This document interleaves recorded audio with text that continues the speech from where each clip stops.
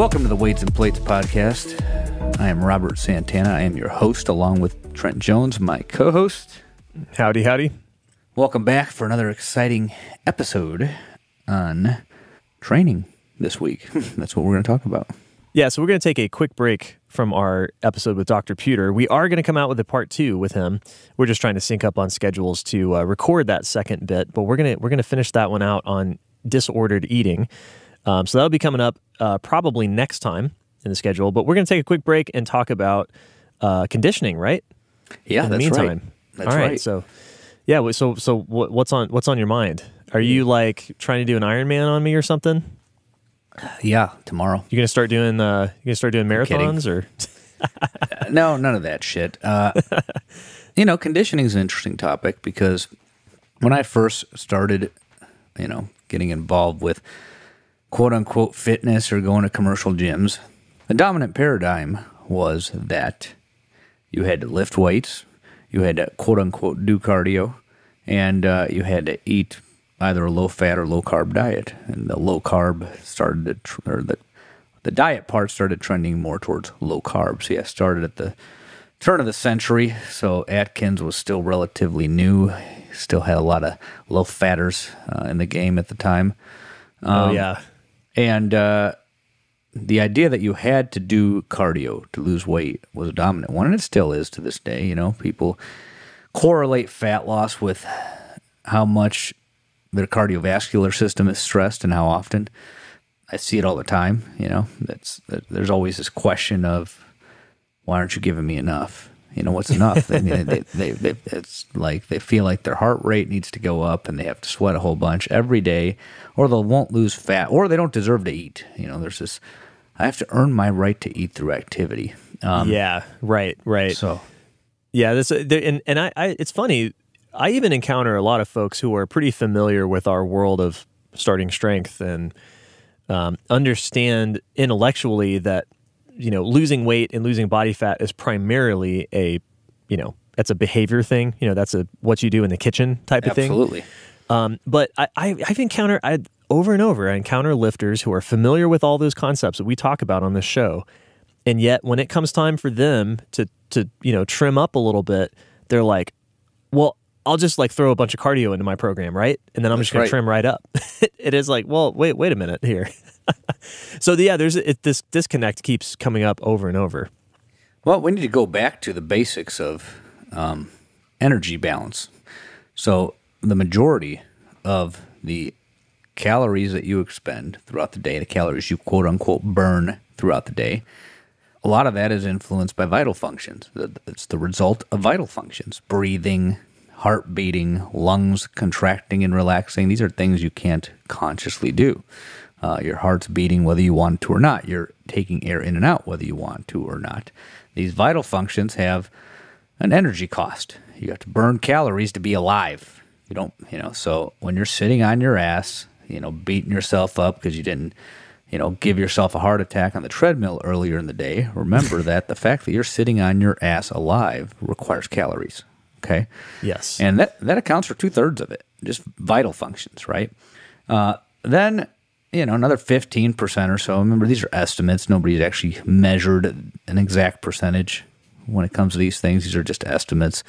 Another 15% of it is what's called the thermic effect of food, or diet-induced thermogenesis. So, yes, eating food burns calories, because what happens to that food once you eat? You have to chew to eat it. The muscles of your jaw contract, right? Yeah. Your finger muscles contract to pick the damn thing up, put it in your mouth, right? So that's where it starts, right? Then when you swallow it and it goes into your digestive system, you have to digest and absorb all those nutrients. That has an energy cost, right? So they say that accounts for about 15%, which is one of the reasons when you cut your calories too low for too long, your metabolism downregulates and you end up adapting to the lower calorie diet. The bigger part of that is loss of muscle mass too. Right. So you're losing muscle mass and you're eating less. So you're going to burn fewer calories. Okay? Yeah. And doesn't it it's actually a question I've had for a while. All right. So when I eat 1.5 pounds of brisket at Rudy's barbecue and I get the meat sweats, is that also part of the thermic effect of food? Or is that where I just feel hot and sweaty, and I mean, am I like excreting like am I just like throwing off extra body heat from trying to digest all that protein? I mean, fuck, I don't know. It's probably not cool enough in the room, and you're eating a hot meal. I mean, there's a lot of things that influence that. But it's a spicy barbecue sauce. That's what it is. Yeah, or that. The sissy sauce. Hey, this morning I was sweating bullets eating oatmeal because I have my temperature at 75 degrees and it's 100 outside. Yeah. Madman eating oatmeal in the summer. Yeah. So there's a lot of reasons for that, but we can say that. If we want to make it sound cool. Okay, sure. cool. It's thermic effect food. Why not? So what you're saying is I need to go pound like huge amounts of meat every day? Oh, yeah. Keto. Okay, cool. Keto. It's carnivore. Carnivore. That's where I'm going. Yeah, well, we can change his names every few years. There'll be a new one soon. Yeah. So the last slice of that pie is physical activity and exercise or training, depending on which one you're doing or if you're doing both, right? So we'll just put it all under the broad umbrella of physical activity. That's about 15% to a quarter of the calories you burn, at most. If you're a pro athlete and putting in, 2/3 of your day to physical activity, or you're, a day laborer, that's going to be a little bit on the higher end, But you can't forget that vital functions eat up a bunch of calories, okay? Most of the people listening to this are not professional athletes. Might have some day laborers here. But in general, activity has, a smaller role in energy expenditure. So you do not have to earn your right to eat through activity. Now, obviously, if you're more active, you can eat a little more. But you're not going to double your calorie needs just by being more active, unless you're going from a couch potato to, NBA level practice on basketball every day. You're spending 6 hours of continuous, vigorous activity, which is, it's basically HIIT of some sort, mixture of aerobic and high intensity when you're doing traditional sports, that have a lot of directional changes and whatnot. Yep. But most people aren't doing that. You're not going to go train like an athlete. You have a job. You probably have children. You probably have other things to do. So at best, you might get an hour in, and that might earn you a snack, But not getting that hour in doesn't mean you have to cut your calories in half and eat nothing. And I find that line of thinking is still prominent today as much as it was, 2 decades ago, 3 decades ago. It's this idea that you have to earn your right to eat through exercise. People have gotten even more specific with it, where you have to earn your right to eat carbs through exercise, right? Right. Yeah. This comes from people taking a scientific concept completely out of context. So carbohydrate intake and VO2, your oxygen consumption, and your heart rate, which is also tied with your oxygen consumption. As you consume more oxygen, your heart rate as your heart rate increases, your oxygen uptake increases. And this is tied to energy expenditure. Your VO2 is tied to energy expenditure if you're performing steady state aerobic activity, right? So when they do a VO2 max test, they put a mask on you and they're measuring how much air and CO2 you're breathing into that mask. Then they're estimating how much O2 you're taking in. And based on that, they can determine calorie needs. They can also determine whether you are burning mostly carbohydrates or burning mostly fat. It's called substrate utilization. And without going into the complex exercise physiology shit about this, you're looking at respiratory exchange ratio. That's the ratio of VCO2 over VO2. And just to simplify without going into a bunch of physiology, RER of 0.7 is equivalent to burning 100% of your calories from fat, in theory. And an RER of 1.0 is equivalent to burning 100% of your calories from carbohydrate, in theory. You may see numbers greater than 1. You may see numbers below 0.7. Typically, if you're on keto, you might see it below 0.7. We're not going to go into the whys of that today. It's beyond the scope of this episode. You may also see RERs greater than 1 if you are in anaerobic activity. If you are doing a long run and you start sprinting at the end, like a VO2 max test where you're on a treadmill and the incline keeps going up until you can't run anymore, that very end, you're going to see numbers greater than 1 most likely. The problem with this is there are things other than activity the activity you're doing that can influence it. If I'm sitting here hyperventilating, for instance, I'm producing more carbon dioxide. Remember, that's the numerator in this equation. So I can easily make that number higher just by hyperventilating. Another interesting factoid is if you eat more carbohydrates, you will also drive up your respiratory exchange ratio. So if I just drink a Gatorade and then put the mask on and measure my VCO2 over VO2, you're going to see a higher number. It's going to say that I'm a better carbohydrate burner. So now we're getting into this whole fat burner, carb burner thing, right? If you eat more fat, it has no impact on your RER because you just store it. That's the theory, at least, right? Yeah. Now, if you go into keto, you're going to get lower RERs, which is going to suggest that you are a better fat burner. But what does that really mean, right? What does that really mean? Well, hold that thought. First, when you are resting, your RER tends to be lower, which means you're either going to have a mixed diet, like let's say if it's 0.84 or something, that's a number I remember from a textbook, it's probably a 50-50 fat to carb ratio, right? Yeah. That's saying when you're sedentary, it's closer to that 0.7. So when you're sedentary, based on this RER measurement, you're burning mostly fat, right? And if you are doing an all-out effort at anything, you're going to see numbers 0.91, maybe greater than 1, right? Which is going to suggest that you are burning mostly carbohydrates. So people have taken this to the point where I don't deserve to eat carbs when I'm sedentary because I am burning mostly fat. I'm just going to get fat from eating those carbs. And that's not what that means, because guess what? If you start eating carbs, that RER goes up because the more carbs you eat, the more carbs you burn, and that's based on the way based on these types of measurements, right? Right. So it's not that simple, right? I could be sedentary and eat, a piece of watermelon, and then all of a sudden I have an RER of 0.9. I'm just throwing a number out there. So for all you academics, it's not a literal statement. I'm just throwing a number out there to illustrate it to those people that don't academia speak. Yeah. So so that's the problem, right? It's not that simple. Just because you're sitting on your ass doesn't mean that you've lost the right to eat carbs and that you have to do something very hard to earn the right to eat carbs. Remember, your brain takes in about 130 grams of carbs a day, plus or minus for the person, So you need that. Your heart likes carbs as well. It's beating all day. Vital functions are a big chunk of our energy expenditure, and they could use carbohydrates for energy. Just because you're sitting around doesn't mean that, I'm only burning fat. Okay, so that's that part of the equation. The other part is, so let's say that you go on keto, right? You pull out all the carbs from your diet, and then you start getting lower RERs, right? Because you're not eating carbs, you have nothing to stimulate that. Yep. And then you start releasing ketones, try to use that for energy, right?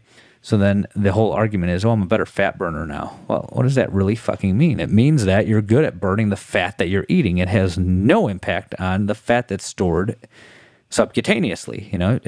That's still going to move. That is sensitive to energy balance, specifically having a negative energy balance over a long period of time. And I always explain this in a way where you have a math problem, right? So let's say your baseline is 2,000 calories. And let's say that you need 500 calories pulled out of your diet each day for a full week to lose 1 pound of body fat. This is not how it works for every single person, but plus or minus, some people 200, some people 1,000. We all know that there's the guy that looks at a donut and gains weight, and there's a guy that takes fucking cream out of his coffee and loses it, Yeah, right. So we don't need to get into all that. So let's just use that 500 number for the sake of illustration. So if you go from 2,000 to 1,500 and you lose 1 pound per week, let's say you go from 1,500 to 1,000, you may lose 2 pounds per week. Now you're going to go from 1,000 to 500 to lose that 3 pounds. Okay, then what are you going to do? Zero? Eventually you run into a wall, right? You can't cut more calories. So at the end of the day, depending on how large you are, you're looking at 1 to 3 pounds of body fat lost per week. I've always heard 1 to 2, but I've worked with people that have 100 pounds to lose, and I've seen larger numbers happen. Typically I say 0.5% to 1% of body weight is pretty good per week. But my point is that just because you're better at burning dietary fat doesn't mean you're going to lose subcutaneous fat any faster. So, you don't lose the right to eat carbs because you're inactive, and you don't have to erase carbs from their existence in your diet because you have weight to lose. It's an oversimplification of these concepts, right? So we've kind of beat that. I've kind of beat that to death here. So let's move on to this whole conditioning argument, right? So remember, this is a quarter of your energy expenditure comes from the activities you perform throughout the day. So I like to put physical activity into a hierarchy, right? First, are you moving around throughout the day? You know, are you walking? What's your step count? That's the easiest thing to look at these days with these newer phones. They typically measure it without you even knowing it. It's usually turned on. How many steps are you walking a day? I think 8,000 to 10,000 steps is the general recommendation that I've seen over the years. I tend to throw it at people because it's a good round number. But I think that's like 2 to 3, I think 3 miles, close to 3 miles last time I looked at it. I could be wrong. But, you know, it's quite a bit of walking, but it's not continuous. You do it throughout the day. You get up, you walk around, you park further away at the parking lot. You know, you take stairs instead of elevators. You find excuses to walk. This is easy shit that is built into your day and doesn't require you to go to a gym or make some special effort to quote unquote be active, right? Just be active in your life, okay? So that's the low-hanging fruit. So that's at the bottom of the hierarchy. Now let's say you're doing that. Let's say you move around all day, right? And you're getting 8,000 steps a day in or 10,000, right? But, you know, you want to do a little more. You know, 2 to 4 days of, you know, quote-unquote cardio, as they call it, or conditioning, as CrossFit has changed the word to. That pretty much means moving continuously at a, you know, pace that's actually kind of hard to very hard, right? So you can go for a jog, you can go for a hike, you can ride a bike at a pace that makes you sweat a little bit and gets your heart rate up, and you can kind of hold a conversation, but, you know, not really. Yeah. And then there's, you know, the all-out sprint or high-intensity interval training where you know, go all out, then you do a nice little short bout right after. So, you know, if you're doing a bike, you go all out on the bike, then you do slow pedaling, or you do an all-out sprint running, and then you do a slow jog or a walk. You know, that's quote-unquote conditioning, right? Right. You know, that could be that's very good for your cardiorespiratory system. And it's also very good for when you have to do something like that in life, right? Like, let's say that, you know, you live in a place with, you know, an extreme climate like I do. It's pretty hot here. I happen to hike in the summer. A lot of people don't. So let's say you hike less in the summer. You know, you want to be conditioned for that so that you don't go on your first hike and have to stop all the time. You know, that's what got me doing conditioning. I got sick of that. I'm like, it's beautiful out here and I have to keep stopping, you know, and I'm strong and I'm not fat. What the hell's going on here? You know, I just was sitting around too much, you know. You know, if you have to walk your dog and you live in a hilly area and every time you walk your dog, you're breathing heavy, and, you know, the same walk every day is not going to cause an adaptation. So you need something harder than that. That's where the more difficult, vigorous, or moderate to vigorous conditioning is useful, you know? Sure. It also helps you not breathe heavy in between squat sets. 5 sets of 5 is a lot more manageable when you're fairly conditioned. Yeah, I was about to say, like, that's I think that's an underrated, you know, reason to do conditioning, is that it not only will you be breathing less when you do those 5 sets of 5 squats, you're not going to be so blasted by the end of that you just can't do anything else, right? That you're essentially sandbagging whatever else you have to do in your program after those 5x5 squats, because you'll be, you know, you'll be tired, of course, but you'll have some gas in the tank. Absolutely, yeah. So it carries over to your training. It carries over to your life. You know, let's say that you have to move, you know, and you're doing it yourself. You don't want to hire movers. You're lifting, so you can lift the couch, but can you walk with it down a flight of stairs outside and maybe, you know, right, 30 steps away from the building, you know, because you can't park on the street or for whatever reason, you know, you need to be able to do these things. And lifting helps you, you know, lift the weight, but you got to move around with it too. This is why I like strongman stuff. That, you know, not all of it, 'cause some of it, you know, can be pretty risky for the recreational lifter / exerciser. But, you know, I like the idea of it because you're essentially doing conditioning with weights. Yeah, right. Yeah, I was about to say, there's kind of a sneaky third way to condition too. That's, I mean, you have mentioned it, but I've stolen this idea from our buddy, Dr. Darren Deaton, Double D. Yep. And, you know, he comes from a CrossFit background as well as a starting strength background. Mm-hmm. And in CrossFit, there's a lot of, you know, essentially HIIT circuits that they do, taking body weight or can be weighted movements and just, you know, tossing them together into like 2 to 4 movements done for 4 to 6 rounds, either with a very short rest period in between each round or doing each round, successively after another, pausing only to rest as needed. So for instance, you get to the end of your lifting workout and you could pick like walking lunges, chin-ups, and push-ups, and just pick a rep count for that. Say you're going to do 15 walking lunges, 5 chin-ups, and 15 push-ups, and do 5 rounds of that with 1 minute to 2 minutes of rest in between each round. Right? That's it's not really like cardio, right? That's not that much. That's not many reps. It's somewhere in between what we would consider like a strength training range of repetitions. But we're nowhere near like, this is not the same thing as walking on the treadmill for 30 minutes, right? Or jogging on the treadmill for 30 minutes. But your heart will be pumping at the end of that, and you kind of have, it's kind of a blend of the two, right? You're going to get some arm work in there. You're going to get a little extra quad work and glute work from those lunges, and you're going to get your heart rate up too. It's kind of a fun way to do it. Absolutely, and this is not to be confused with endurance training. Just like there's strength exercise and strength training, there's endurance exercise and endurance training.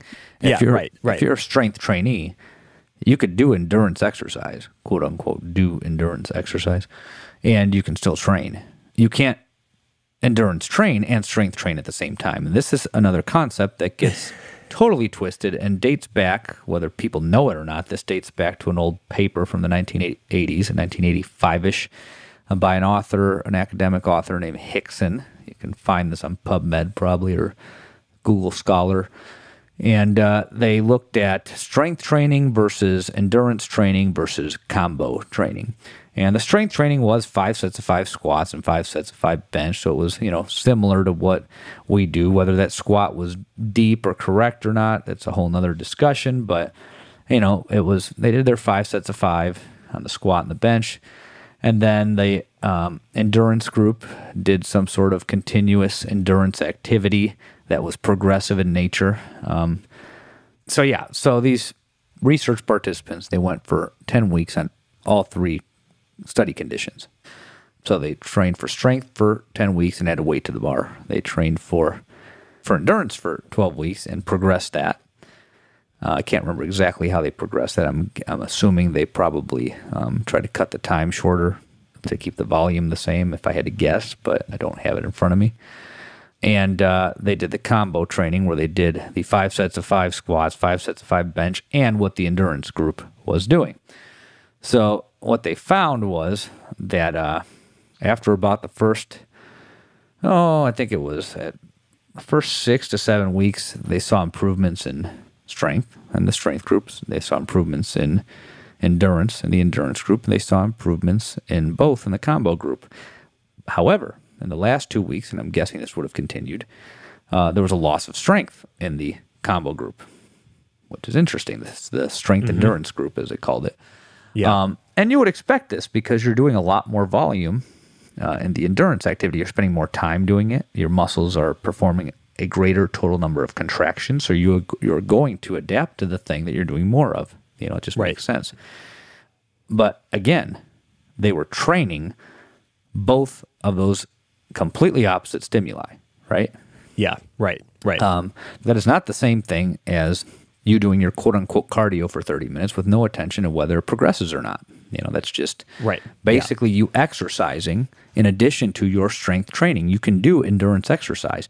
Now, that said, if you're preparing for a meet and you're doing a bunch of singles, just like you're going to take out the bicep curls and tricep extensions and all the accessory shit when you get to triples and singles, eventually you got to take the conditioning out too, because you got to maximize recovery for that 4 to 6 week period leading into a meet. That's a short period of time. You should still, of course, you should still walk though, and the bodybuilders have talked about that too. You should still walk. You should still.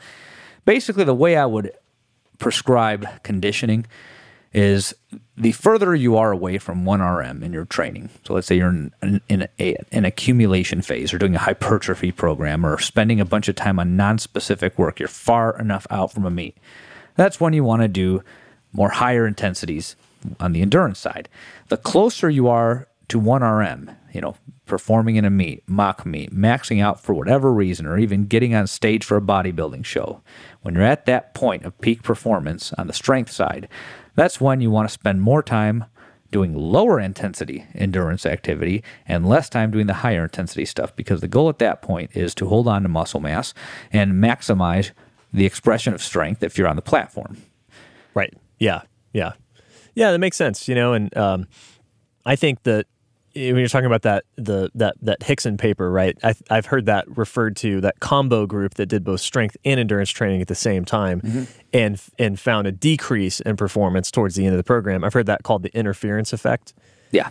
It maps on pretty well to our basic stress recovery adaptation model. That's right. Which is, those guys were drawing from the well of recovery on the strength work, because we know 5x5, if you do it even decently heavy, that is a pretty big stress, so it requires quite a bit of recovery to recover from. That's right. But then they're also, because they're progressing the endurance work that they were doing, and they were making it harder over time, then they're drawing from the well on both ends. And I think it's an important distinction that interference effect occurs because of the progressive nature, I think, of both of those elements. Exactly. Right. You can't train both. Yeah, so when I think of conditioning, and I totally agree with you when you're talking about performance at a meet or on the bodybuilding stage or something, yeah, absolutely. Your conditioning has to be tailored toward that performance, which means maybe you pull it out at some point in time, depending on what your performance is. As a powerlifter, you don't need to be blasting hits on the Aerodyne bike, a week before your powerlifting meet. The demands of the sport do not require it, so no reason to ding your recovery resources that way. But I also think, for a lot of folks out there, they're more interested in sort of being generally prepared for life. Kind of like the scenarios you laid out at the beginning, right? They want to be able to go hike on a hot day uphill and not get gassed. They want to be strong enough to pick up the couch and not fall on the ground and have their back spasming, right? And be able to tie their shoes the next day. But they also want to be able to carry it across the room, out the door, down the stairs without having to stop to breathe. That's right, exactly. So when I think about conditioning in that context, I'm thinking of it, like you said, more as exercise, in the sense that it's not particularly stressful to go and, let's say, do 20 to 40 minutes of steady state cardio twice a week, in addition to whatever lifting that you're doing. Right? That's not a particularly stressful thing, right? We're not talking about running a 3 miles and then making that 6 miles over the course of a couple months, and progressing it. We're just talking about doing 20 to 40 minutes of steady state cardio, or doing a couple sessions of HIIT, right? We're doing like Tabatas on a rower or an exercise bike or something, or doing some circuit style training like I talked about earlier, where you're doing rounds of like body weight stuff, right? Now, that doesn't mean that you can't progress that stuff at all over time. I think it should get harder. Like if you're going to go get on the rower and do a 2K row, let's say, as your cardio stimulus at the end of a workout, I think you should, if you can only do it in 11 minutes the first time, you should be able to do it under 10 minutes eventually.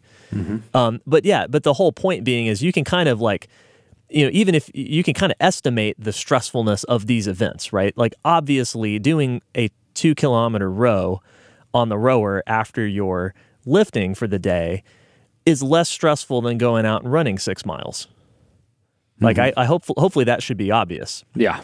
Yeah. So that's kind of another way that I think about it, is like for a lot of folks out there who are just wanting to be generally fit and generally prepared, the cardio is almost sort of like a check the box situation. That's right. Get some in, and then probably you need to pick something that's just fun to do or easy to do for you, right? That you have access to. Like the strongman stuff can be really fun, but like if it's a huge pain in the ass to pull out the implements, and then you're not going to do it, then maybe you should pick something else. That's right. Right. So I think that's the first thing, I guess, to wrap that point up, is that you got to kind of figure out, like, what are you doing here, right? Like, are you prepping for a particular sport or an event? In that case, you're going to have to be a little bit more detailed with the conditioning that you do and when you do it, right?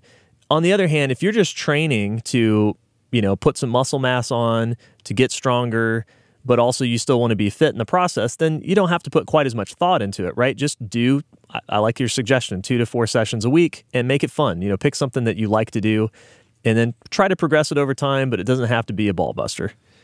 No, and it also doesn't have to be, hamster wheel cardio at the Globo gym, running on the treadmill for 40 consecutive minutes mindlessly, or riding a recumbent bike, or even pushing a prowler. That's something I don't like to do. A lot of guys in my circles love it. I hike. Right. I pick, I live in an area where I can do that.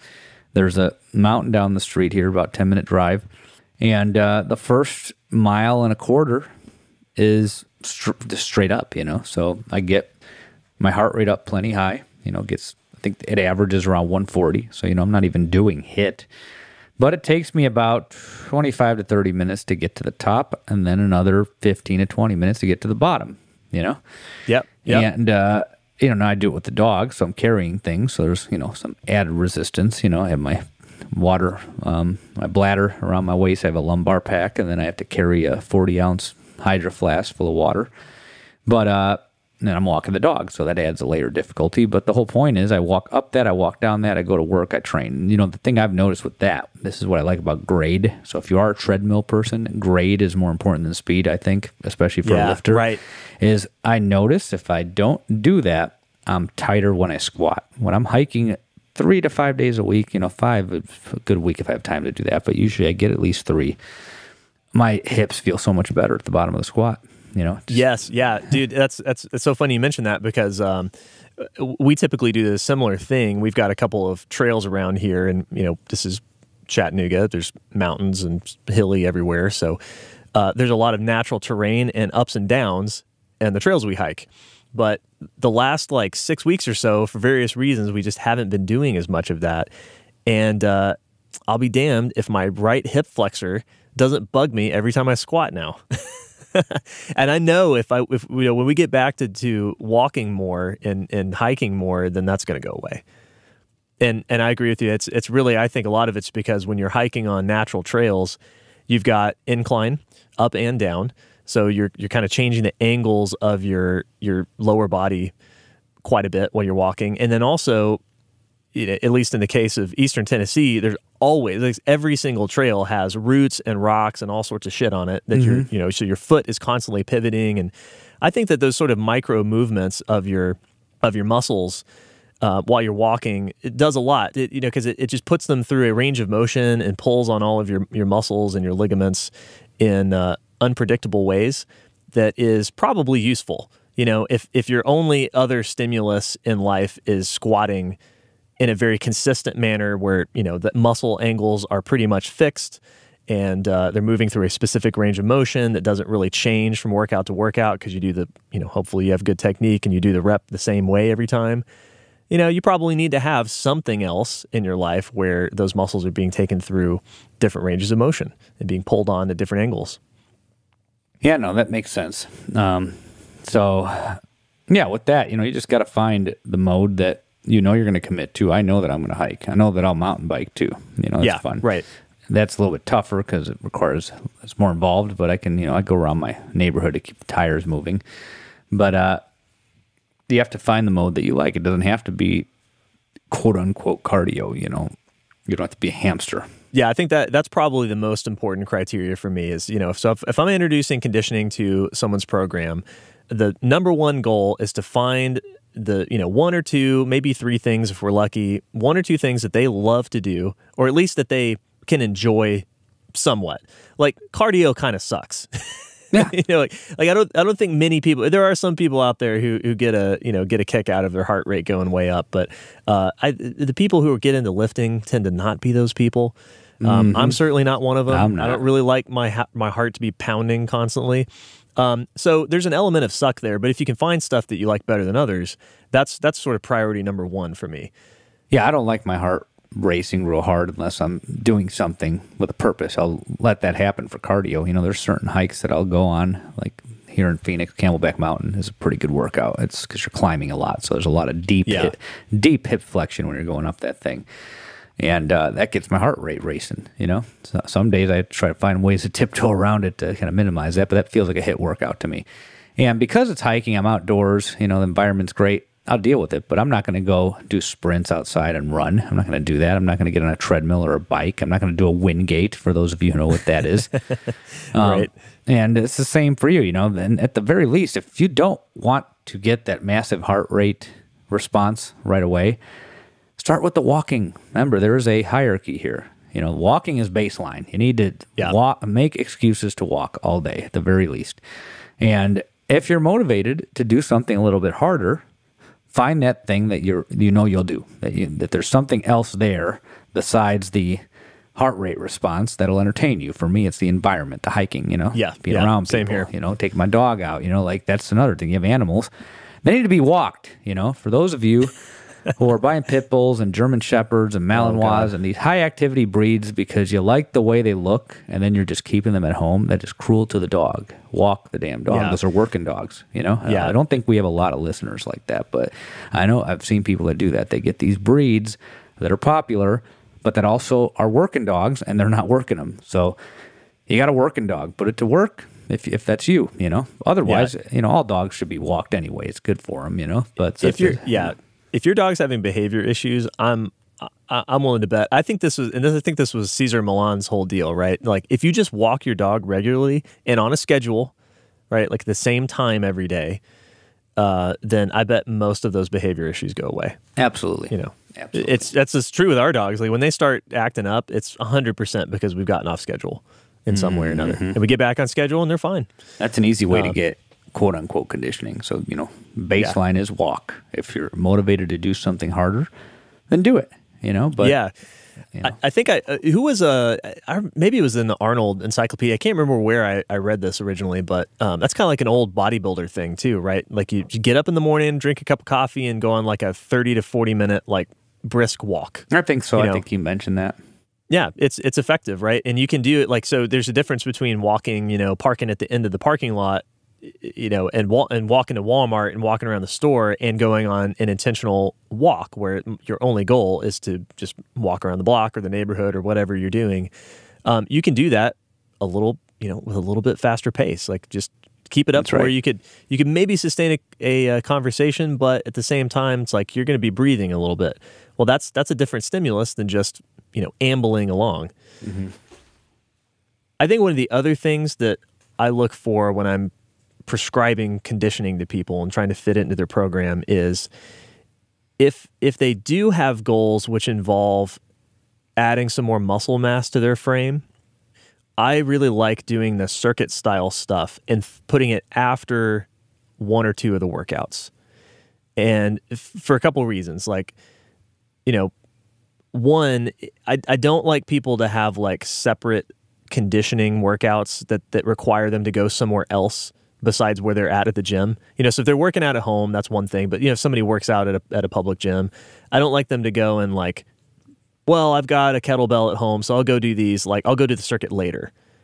It's like, nope, I want them to do it right there after they're lifting in the gym. So mainly because you'll get it done, right? You're not going to go out and work out twice in the day. It's just not going to happen. Something's going to come up and disrupt you. But I also like doing those circuit kind of things because I do think, and this is just from personal experience, if you do a whole bunch, let's say 1 to 2 times a week, you do some sort of conditioning circuit that involves chin-ups, dips, pull-ups, lunges, etc. I think you're going to get some hypertrophy effect from that over time because you are accumulating a lot of reps. If you do 10 push-ups, if you do 6 rounds of something and you've got 10 push-ups in there as one of your movements, well, it's 60 push-ups. If you did 20 push-ups per round, well, that's 120. That's a non-insignificant amount of work on the pecs and the shoulders and the triceps. And I think week over week, month over month, that does add up to a little bit of extra muscle growth. So if that's one of somebody's goal and they enjoy doing that, then I think it's a fun way to add conditioning to the workout. I would agree. Yeah. Typically, you want to do it when you're most likely to be productive. Yeah.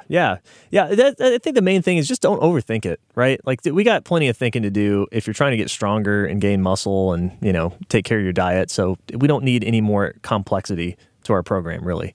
So, unless you're an endurance athlete and this is like your whole thing, just don't overthink it. No, it's very low maintenance for the lifter. Check the box. Check the box. Just check the box off. Turn on your little app on your phone or watch or, wearable.